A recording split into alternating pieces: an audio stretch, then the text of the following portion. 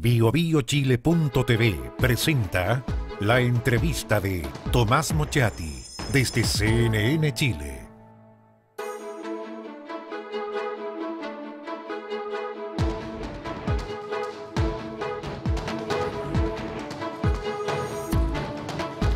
Buenas noches. Si la democracia cristiana se trata de hacer una alusión bíblica, yo creo que no es pecado. Para varios, el nuevo presidente de la democracia cristiana es como un mesías, o sea, el que trae la buena nueva, que restablecerá, ojalá, la edad dorada de la democracia cristiana. Fuad Chaín es el nuevo presidente de la democracia cristiana. Buenas noches. Muy buenas noches, Tomás. Especie de nuevo mesías, esperan algunos.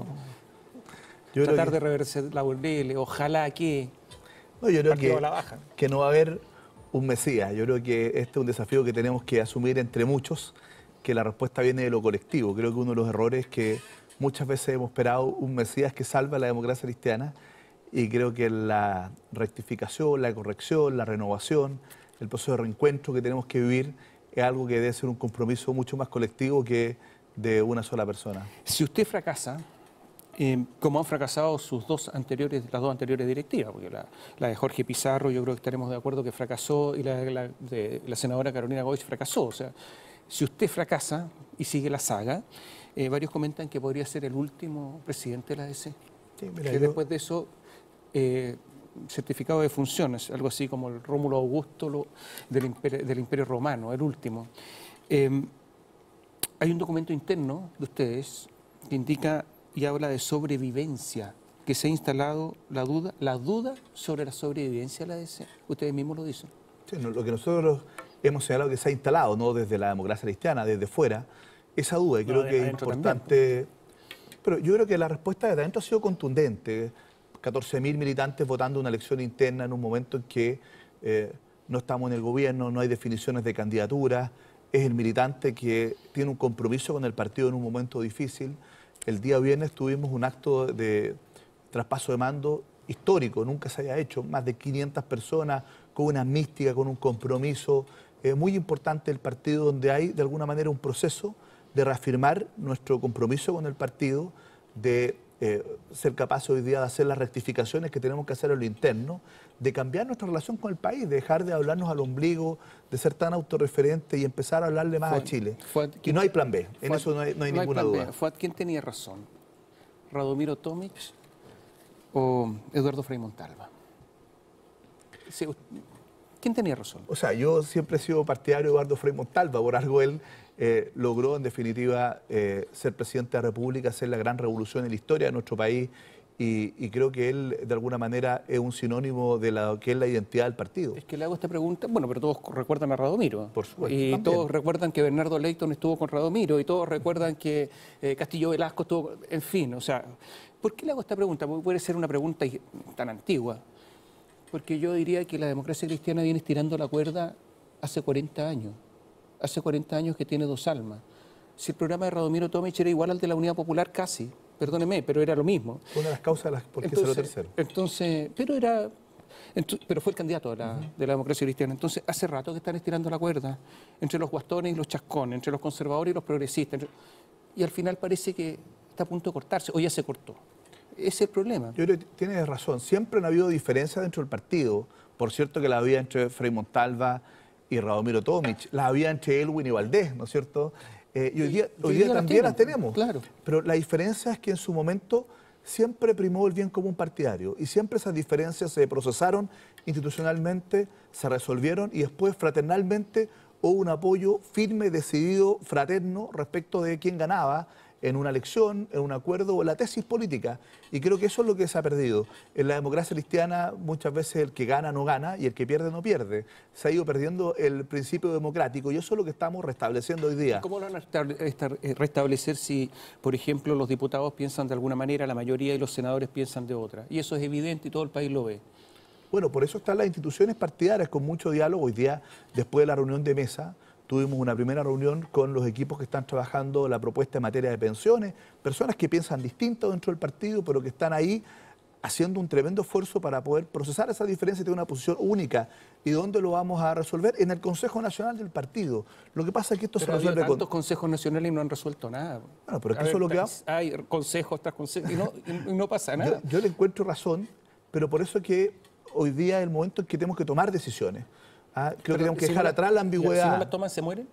Por supuesto, la democracia cristiana rectifica. Eso significa tener posición política, hablarle al país, poner temas en la agenda, no siempre reaccionar. O si no, se mueren. O si no, nos morimos. Por lo menos quedamos en la irrelevancia más usted absoluta. Dice, no hay espacio para seguir teniendo una directiva y una disidencia. Pero usted tiene disidencia. A ver, Yasna Proboste es disidente, Huenchumilla es disidente, Rincón es disidente. En fin, tiene varios disidentes. Mire, yo no lo entiendo así. Yo tuve una excelente reunión con los senadores del partido y todos tienen la mejor disposición a que trabajemos en conjunto. Y la verdad es que... Pero no lo dijeron así, hicieron declaraciones públicas hace poco. Mire, yo estuve, el día viernes me estuvo acompañando Jimena Rincón junto a la senadora Goich, ya está el expresidente Frey, el expresidente del partido, una mayoría de parlamentarios que estuvieron en la actividad del traspaso de mando, y yo veo un ambiente distinto. Naturalmente que algunos me apoyaron en la elección, otros no me apoyaron, pero hoy día entienden que tenemos que ser capaces de tener una posición unitaria. Yo por lo menos veo con bastante optimismo la relación política. ¿Qué análisis hace por el resultado desastroso de las las parlamentarias? Bueno, yo creo que eso es producto, primero, de la improvisación. Nosotros... ¿Pero quiénes improvisaron, perdón? La conducción política del partido, por Carolina Goich. La mesa directiva y el consejo del cual ella formo dirigía parte. el partido. Bueno, pero fue, yo no quiero personalizarlo porque estas son decisiones que se toman en colectivo. ¿Ya? Pero el colectivo tiene algunos nombres, pues no son todos los militantes, no son todos... Yo lo digo también con autocrítica. Yo formo parte del Consejo Nacional del partido, yo fui de los que la Junta Nacional, y lo quiero decir responsablemente, apoyé en su momento ir a primera vuelta, ¿ya? Y debo haber sido determinante para que la Junta fuera a primera vuelta. Yo no eludo mi responsabilidad en aquello. ¿Fue un error? Mire, desde el punto de vista táctico sí, pero desde el punto de vista más político yo creo que no. Porque si nosotros dejábamos sin piso político a nuestra candidata presidencial, que era la figura más provisoria del partido, a un mes de haberla proclamado, creo que la democracia cristiana hubiese cometido un error político imperdonable. Entonces, vuelvo a la pregunta, ¿por qué le fue mal en las parlamentarias? Nos fue mal, producto de la improvisación, porque no fuimos capaces de precaver que eso iba a significar quedar solos en la elección parlamentaria. Nos habían dado señales en contrario de parte de nuestros socios, terminamos solos, luego no fuimos capaces de llenar los cupos de candidatos, llegamos apenas al 60% de los cupos de candidatos. Hay estudios que señalan que si nosotros hubiésemos llenado todos los cupos que dejamos disponibles con candidatos del orden entre el 0,8 y el 1% de los votos, hubiésemos elegido 7 diputados más de los que elegimos, y 2 o 3 senadores más, entre los cuales hubiese estado yo. Por lo tanto, hay un problema de improvisación, de incapacidad de poder tomar decisiones políticas, de también falta de claridad en una propuesta que la sumatoria de aquello, falta de fraternidad, de unidad política que... Pero no hay un problema político que la ADC no se sabe qué diablos propone, de verdad. ¿Qué propone la ADC? Proponía el socialismo comunitario, ¿se acuerdan? Sí, los 60. Sí, pero siguen hablando de Maritain y es eso. Y resulta que invocan a Maritain, pero que es socialismo comunitario. Promovían los asentamientos campesinos, promovían... ¿Qué propone hoy la ADC? La verdad es que es un misterio. ¿Proponen el humanismo? Humanismo cristiano. Y los cristianos son cada vez menos, Juan. Bueno, entonces es como optan por... Bueno, yo creo que eso es parte del proceso que hoy día tenemos, de poder plantear una renovación identitaria, de poder hacernos cargo también de una propuesta de revolución valórica centrada en la persona. Y nosotros el día viernes, además de hablar en las tareas internas, planteamos 7 ejes los cuales queremos tener posición política. Hicimos los enunciados, por cierto que hay que darle mucho mayor desarrollo de contenido y para eso tenemos capital humano de primera. Dijimos transparencia y probidad. Queremos ser el partido más transparente de Chile aquí dentro de un año. No solo transparencia y probidad en materia del servicio público, subir a penas efectivas el delito de soborno y cohecho, sino que también transparencia a los mercados, ¿no es cierto? La concentración económica es un desafío que nosotros queremos enfrentar con mucha fuerza. Planteamos el tema de educación colocando el énfasis hoy día en la calidad, sobre todo una educación de cara a los desafíos del siglo XXI, que se ganó la batalla de la gratuidad, pero no así la de la calidad. En materia de salud, por cierto, junto con potenciar la salud pública, una reforma integral al sistema ISAPRES, Plan Único de Salud, eliminar la tabla de factores, arancel único, transparencia y no discriminación en materia de salud privada. Planteamos un tercer eje, que es la defensa de nuestros recursos naturales y del medio ambiente, a partir de la encíclica a propósito del humanismo cristiano, Laudato Si, donde el Papa Francisco nos llama, nos exhorta a defender esta casa común que es el planeta. Y ahí no solo nosotros planteamos el tema de impulsar esta reforma profunda al Código de Aguas que presentó el ministro Undurraga, agua como un derecho humano. Ayer fue la tierra para el que la trabaja, se hizo la reforma agraria. Hoy día el agua para el que la necesita y planteamos una profunda reforma al Código de Aguas, pero también en los recursos naturales. En el litio, ¿qué es lo que propusimos el día viernes? Que la ENAP pase de ser la empresa nacional del petróleo y que a propósito de la ampliación de giro que ya aprobamos en el Congreso, sea empresa nacional de la energía. Perdón, su gobierno, ustedes celebraron un convenio con Julio Ponce, con Soquimich, tratando de que estuviera fuera Julio Ponce Lerú. Si hasta hace meses, 4 meses, ustedes tenían una política distinta, ¿por qué les van a creer las personas que los ven? O sea, no se entiende, o sea, ustedes gobernaron. Es como si fueran comentaristas, estuvieran mirando afuera como que nunca hubieran hecho nada. Ustedes gobernaron con Bachelet. Y ustedes tuvieron otra política en el litio, otra política en transparencia y probidad, ustedes. Bueno, por lo mismo, lo que nosotros hemos planteado que este es el momento de la rectificación, de corregir los errores que se han cometido, de poder plantear un desafío de futuro, hacernos cargo de los errores que hemos cometido y con un sentido de autocrítica plantear una propuesta distinta. ¿Por qué critican tanto al gobierno de Bachelet? Nosotros más que criticar tanto al gobierno de Bachelet porque nos sentimos...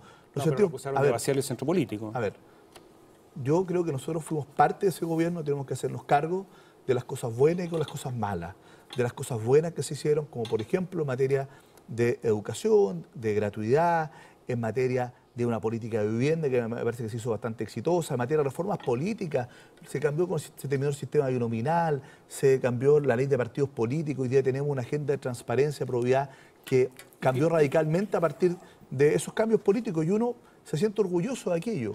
La reforma tributaria, que tiene sus errores que hay que corregir. criticado mucho Bachelet, perdón. No, pero es que lo que pasa es que el problema del gobierno de Bachelet es que tuvo problemas políticos. El problema político es, primero, hubo un desbalanceo. ¿Ya? Es indudable que tenía mucho más influencia a veces el Partido Comunista que la democracia cristiana. El problema del gobierno de la presidenta Bachelet, creo yo, político, es que no fue capaz de consolidar la coalición, no fue capaz de lograr que tuviéramos una lista única, no fue capaz de poder proyectar el gobierno. Entonces, nuestras críticas son políticas. Se cometieron errores de gestión, por cierto, como en todos los gobiernos. Tenemos que hacer un alto, pero le dejo la pregunta planteada. ¿Cómo critican tanto cuando la democracia cristiana tuvo el Ministerio del Interior prácticamente todo el tiempo, salvo el periodo de Peña y Lillo? O sea, ustedes tuvieron la conducción política del gobierno. Entonces dicen problemas políticos, pues si la tuvieron ustedes. Ustedes tuvieron el control de la economía. O sea, el ministro de Economía era DC. Ustedes, el subsecretario de Hacienda era DC, donde se hizo toda la reforma. El ministro de Obras Públicas era DC. Entonces, ¿cómo se entiende que no es que hubo problemas políticos si ustedes estuvieron en el corazón del gobierno? Hacemos un alto, volvemos en un instante.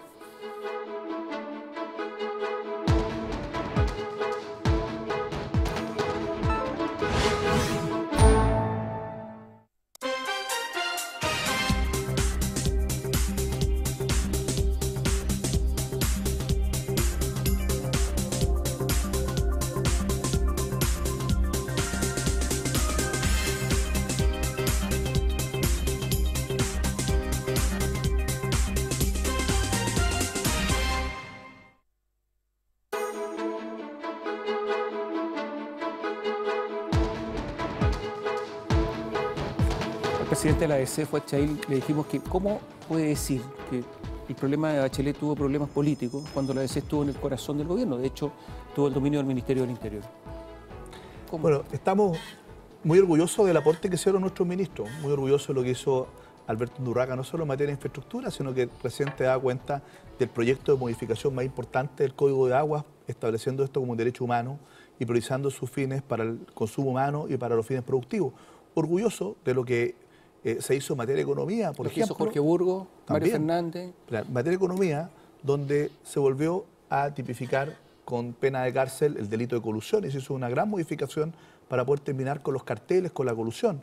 Orgulloso de que nuestras ministras del Trabajo, Jimena Rincón y después Alejandra Kraus, impulsaron una reforma del sistema de pensiones, que es uno de los pilares que nosotros hemos planteado. Y también de lo que planteó con mucho coraje y que le costó bastante caro a Jorge Burgos en su momento, que es impulsar la agenda corta antidelincuencia. Otro de los 7 pilares. El rendimiento económico del gobierno fue paupérrimo. Pero por supuesto. Fue el peor de los gobiernos democráticos. Pero yo creo que echarle la culpa al Ministerio de Economía...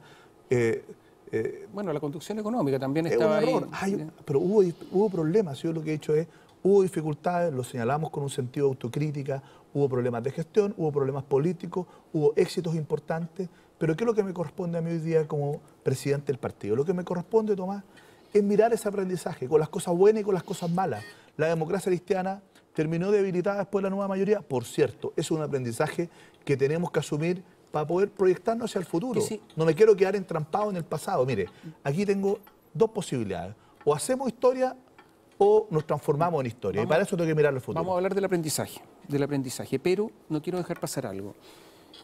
Ha dicho que uno de los principales ejes es transparencia y probidad. Yo no he visto una reacción en la democracia cristiana seria y firme con respecto al financiamiento irregular, ilegal, otros dicen delincuencial, que elijan los telespectadores lo que quieran, el adjetivo que quieran, a la política. La campaña de Eduardo Frei fue financiada por Soquimich, entre otros, en forma ilegal. ¿Qué actitud han tenido ustedes con respecto a eso? Con respecto al mismo Frei. ¿Qué actitud han tenido con el senador Pizarro, que sigue ahí, sí, está congelada la militancia? ¿Pero eso es suficiente? Resulta que los hijos, ustedes saben que eran expertos en Ucrania, ¿no? Y ha habido otros financiamientos. Hay una persona en el caso de Frei condenada que es Clara Benzan, la contadora. Giorgia Martelli repartió plata. Y ustedes participaron de un gobierno donde el Servicio de Impuestos Internos hizo lo peor que se puede hacer, ustedes abogados, que es alterar la democracia, decir, y el Estado de Derecho de dar igual trato a todos. Ustedes participaron de todo esto. ¿Qué actitud hay en contra de eso? ¿Van a contar la verdad alguna vez? Lo que nosotros hemos dicho con mucha claridad, nuestro compromiso es no vamos a permitir ningún tipo de financiamiento ilegal ni de las campañas ni del partido. Vamos a ser absolutamente transparentes, no solo en el financiamiento de la política, sino que también de la misma actividad política. Eso significa que la gente conozca lo que hace el partido, con qué se utilizan los recursos de todos los chilenos para la actividad política, porque tenemos hoy día financiamiento público. Le vamos a exigir lo mismo a nuestras autoridades, le vamos a exigir lo mismo a nuestros alcaldes. Por cierto, pero partimos haciendo un mea culpa que de alguna manera terminó con cambios legales que son muy importantes. Yo creo que fue muy positivo lo que hizo el país, que en lugar de barrer debajo de la alfombra, nos hicimos cargo del problema y modificamos absolutamente nuestra legislación. Y me parece muy bien, pero yo hice pregunta específica. Violaron la legislación. O sea, hay financiamiento público en las campañas y lo violaron. De hecho, Bachelet tuvo financiamiento de la precampaña y permaneció todo oculto. Y ustedes lo saben y participaron de todo eso. ¿Qué hacen? ¿Qué le van a decir a la gente con respecto a esa verdad que hoy día está oculta? Nosotros hemos sido muy claros. Nosotros vamos a respaldar todas las investigaciones que se han hecho, militantes formalizados, militantes suspendidos en su militancia, y lo más importante es una actitud clara y nítida hacia el futuro. Yo he actuado... ¿La vara es derecho penal o no? Yo actúo en absoluto. Yo creo que yo he actuado en consecuencia. Yo no asumí en su momento la primera vicepresidencia del partido porque conseguí que era un error político, ¿verdad? Un error político. Pero lo que a mí me corresponde es que esto en el futuro no vuelva a ocurrir, de que nuestro partido sea el más transparente de Chile, de que nuestras autoridades sean ejemplo de probidad. Y para eso, entonces, lo que tenemos que hacer es tener buenos protocolos, buenas medidas internas, que funcione nuestra institucionalidad y que quede claro que esta directiva del partido no va a proteger ni amparar ninguna irregularidad, muy por el contrario. Para las personas que lo hicieron, ¿hay amnistía? ¿Qué es lo que hay? O sea, ahí lo que hubo es que están, muchos de ellos, hoy día en el Tribunal Supremo están operando las instituciones, hay procedimientos abiertos, en otros casos hay procedimientos judiciales, pero naturalmente... Pero esto hace rato que ocurrió. Pero yo lo que le quiero decir es que a mí me corresponde me cargo como presidente del partido de lo que ocurra hacia el futuro, y lo haremos con mucha fuerza y con mucha decisión. ¿Alianza con el Partido Comunista en el futuro? Mire, no es el momento de discutir la política de alianza, pero uno tiene que aprender del pasado, como le dije, y creo que no fue un buen negocio ni para la democracia cristiana ni para el Partido Comunista compartir una misma coalición política. Acuerdo en temas puntuales, algunos acuerdos, es posible, yo no me niego. Conversación con todo el mundo, ¿ya? Sin exclusión. Pero una coalición política me parece bastante poco imaginable con el Partido Comunista. Depende de acuerdos electorales. En el pasado hicimos acuerdos por omisión. Pero eso porque existía el binominal, ya no existe, no está la excusa. No, pero están en las elecciones de alcalde, tú puedes tener algunos acuerdos por omisión. Yo no me imagino compartiendo nuevamente un pacto político programático o una coalición política con el Partido Comunista. Me parece que eso sería un error tremendo para la democracia cristiana. Lo vamos a discutir oportunamente en la Junta Nacional, por cierto, pero a la luz de la experiencia también. Pero un pacto por omisión significa en algunos lugares X votar por un candidato comunista. ¿Ustedes están dispuestos a eso? No, ¿Es un pacto por omisión? No, lo que yo he planteado, y eso es lo primero, y que espero tener el apoyo de todo el mundo, es que ojalá podamos tener para la elección de alcalde segunda vuelta, para que no sean las mesas negociadoras, los partidos políticos, los que decían cuáles son los nombres que están en la papeleta. A mí me parece que si cambiamos el sistema electoral justamente para poder sacar el tapón, darle tiraje a la participación en las elecciones parlamentarias, tenemos que hacer lo mismo en las elecciones municipales. ¿Por qué en una mesa nos vamos a poner de acuerdo a si hay primarias, si hay acuerdos, si aquí te llevo yo, allá me llevas tú? Si no tienen para qué ponerse de acuerdo, presenten todos candidatos, pues si no tienen para qué tener una segunda vuelta. Bueno, es un traje a la medida del problema de la ADC. Pues. Todo lo contrario. ¿Sabes por qué, Mauro? Porque es un tema también... Yo soy Tomás. Perdón, Tomás. Sí. Tu hermano, Mauro, Tomás. Perdón, Tomás. ¿Sabes por qué? Porque tiene que ver con la calidad de la democracia. Porque queremos tener alcaldes legitimados que tengan representatividad. Si tú llevas muchos candidatos, la verdad es que puedes tener un alcalde con un 30% de los votos. Entonces, lo que queremos es que existan muchos candidatos, pero que tengamos una segunda vuelta para que el alcalde que conduce una comuna tenga toda la legitimidad de tener la mayoría absoluta de los votos detrás. Y para eso, una segunda vuelta. Eso mejora la calidad de la democracia, la representatividad del mundo local, abre el abanico de posibilidades y traspasamos el poder de los negociadores en la mesa de los partidos políticos a los ciudadanos en el voto. Pero Fuat recién se felicitaba por el cambio del sistema electoral, que me parece bien, pero resulta que ahora salieron elegidas personas que no tienen voto. Entonces, eso también deslegitima la democracia. Bueno, yo creo que este sistema requiere cierto ajuste, por cierto. ¿Ya? O sea, le quedó malo. Pero, o sea, yo creo que esto es mucho mejor que lo que teníamos, pero requiere perfeccionarse. Pero, la democracia no es un estadio al que se llega y que uno pueda decir, estamos aquí y no tenemos que avanzar más. La democracia tiene que estarse perfeccionando y profundizando siempre, desde el punto de vista de la participación, de la legitimidad, de la transparencia. Eso es un desafío permanente de la política. ¿Por qué? Porque van cambiando los estándares también. Y creo que eso es algo que tenemos que asumir. A mí me parece que tenemos que revisar esto.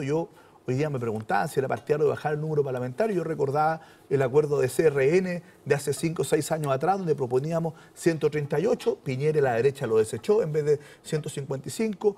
Hoy día nuevamente se habla de la necesidad de limitar la reelección. Nosotros presentamos un proyecto de reforma constitucional, yo soy uno de los autores, aprobado hace 5 años que está en el Senado, aprobado en la Cámara de Diputados que establece 2 reelecciones máximas de diputados, 1 reelección de senadores. Póngale suma urgencia y lo sacamos enseguida. Ahora, mejoremos la democracia. La nueva mayoría tenía mayoría, lo podría haber sacado fácilmente. Bueno, no lo hice. Indudable, pero se terminó con el binominal, que creo que fue una gran cosa. A ver, ¿usted es partidario de echar a Jorge Burgos de la democracia cristiana? No. ¿Se equivocaron ustedes cuando dijeron, si Jorge Burgos es abogado de Emilio Santelice, el ministro de Salud, votamos en contra de Santelice o a favor de la acusación constitucional? No, yo no lo dije. Varios lo dijeron. Bueno, sí, pero ¿se equivocaron? ¿Por eso se equivocaron? No, yo creo que, a ver, primero quiero decir que Jorge Burgos actuó con absoluta buena fe. Segundo, él dice que llamó a autoridades de la ADC. Él me llamó a mí el día domingo, yo lo he dicho, me llamó no para preguntarme, para avisarme que iba a asumir este caso, digamos, como abogado. Luego, además de conversar con algunas personas, cuando eso público le representé que los efectos políticos que esto iba a generar iban a ser mucho más profundos de lo que él mismo había estimado. Él además me dijo algo, me dijo que él lo había asumido, además teniendo a la vista el que la bancada de diputados había señalado y que estaba en contra de la acusación constitucional. Porque me dijo, para mí no es indiferente, a pesar de que este es un tema absolutamente profesional, no es indiferente mi militancia política y lo que opine la bancada.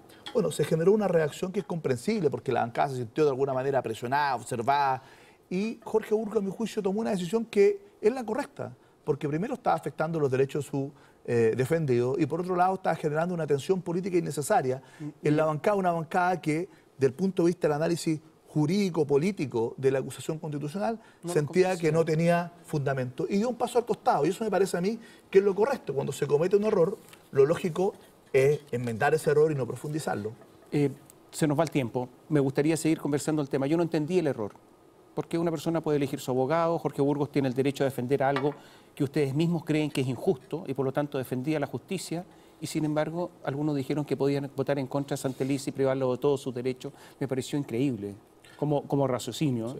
Lo que ocurre es que justamente el hecho político de que asumiera Jorge Burgos, fundamentalmente él, porque había sido ministro de la reciente Bachelet, etcétera, y se trataba de un proyecto de la implementación de un proyecto de ley de ese gobierno, lo que hizo fue sacar el foco de la acusación constitucional de sus méritos y que apareciera entonces el tema en la militancia de los abogados de Santelice. Eso es el error político y por lo tanto ese error político podía terminar generando un estado de ánimo en la bancada que terminara afectando los derechos de sus defendidos. Se corrigió, salió bien, afortunadamente.